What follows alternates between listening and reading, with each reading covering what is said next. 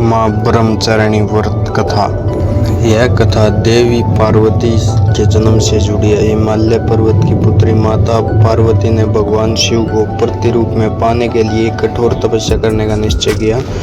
उन्होंने कई वर्षों तक तपस्या की, जिनमें उन्होंने केवल फल फूल और पत्तियां खाकर ही जीवन गुजारा। उनकी इस कठोर तपस्या को देखकर देवी देवता भी हैरान रह गए।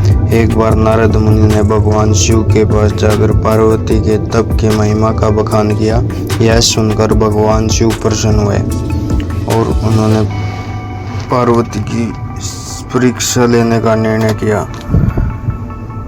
भगवान शिव एक ब्राह्मण का वेश धारण कर पार्वती के पास पहुंचे और उनसे कहा, हे देवी, आप इतनी कठोर तपस्या क्यों कर रही हैं?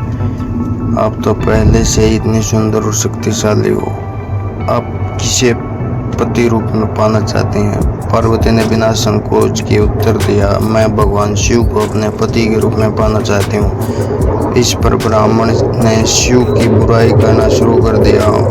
उन्होंने कहा, शिव तो शमशान में रहते हैं, उनके पास धन नहीं है, वे भिक्षा मांगते हैं और गले में नाग लपेटे रहते हैं। आप जैसी सुंदर देवी के लिए वे योग्य नहीं है।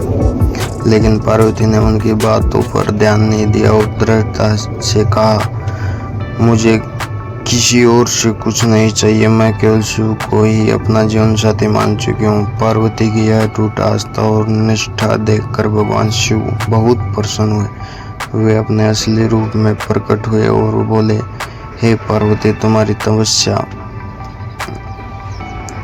और भक्ति से मैं प्रसन्न हूँ।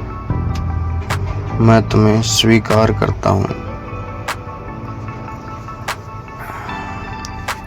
इस कथा से हमें शिक्षा मिलती है कि समर्पण, धैर्य और कठोर तपस्या के हर लक्ष्य को प्राप्त किया जा सकता है।